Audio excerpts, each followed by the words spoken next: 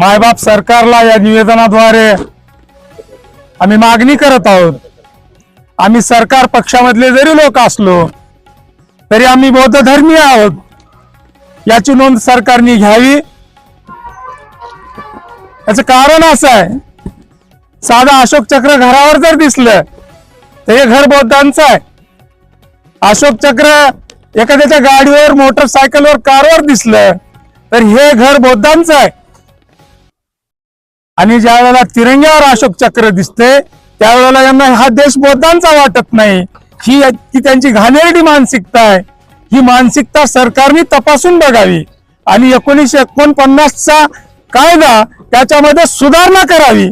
आम्ही रद्द करा म्हणत नाही, तर त्याच्यामध्ये ती सुधारणा करावी। कारण त्याच्यामध्ये सगळेच्या सगळे 9च्या 9 सदस्य हे बौद्ध धर्मीय असले पाहिजेत।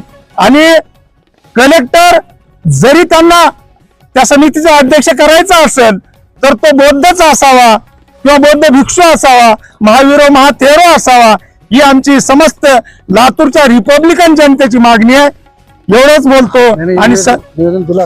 आणि सन्माननीय कलेक्टर लातूरचे यांना आम्ही सर्व रिपब्लिकन जनतेने या तुम्हाला या चित्रात दिसतात तेवढ्या सर्व नेत्यांनी, पदाधिकाऱ्यांनी, कार्यकर्त्यांनी मिळून या मागणीचं निवेदन दिलेलं आहे।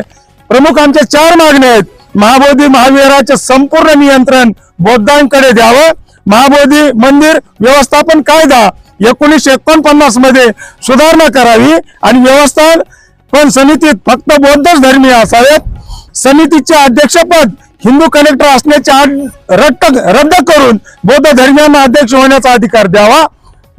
महाविहाराच्या धार्मिक आणि सांस्कृतिक बाबीमध्ये कोणत्याही इतर धर्मियांचा हस्तक्षेप नसावा आणि तो सरकारने थांबवावा, या निवेदनाद्वारे आम्ही मागणी केली आहे। तरी सरकारने या मागणीचा निश्चितपणाने विचार करावा आणि ही बौद्ध महाबोधी विहार हे बौद्धांच्या ताब्यात द्यावं आणि हिंदूंच्या ताब्यातून, पंडे पुजारी महंतांच्या ताब्यातून ते मुक्त करावं। अन्यथा याच्यानंतर महाराष्ट्रभर आणि रिपब्लिकन नेत्यांच्या नेतृत्वात तीव्र आंदोलन छेडण्यात येईल, असा इशारा आम्ही रिपब्लिकन जनतेच्या वतीने देत आहोत। जय भीम, जय भारत। आपल्या सर्वांचे आभार। साधू महंत आणि पुष्यमित्र शुंगाचे वारसदार असल्याचं सांगतायत आणि या विधानातून त्यांना नेमकं काय सूचित करायचं, तर त्यांच्या त्या विधानाला तुमचं काय प्रत्युत्तर असणार? ते संघ परिवाराचे लोक आहेत। बुद्ध काळामध्ये तेच झालं होतं, राजा सम्राट अशोकाच्या काळामध्ये तेच घडलं होतं आणि आताही तेच घडवत आहेत। भिक्खू संघामध्ये सुद्धा RSSचे लोक हे चिवर घालून लपलेले आहेत, ते तुम्हाला आम्हाला शोधून काढावं लागतील।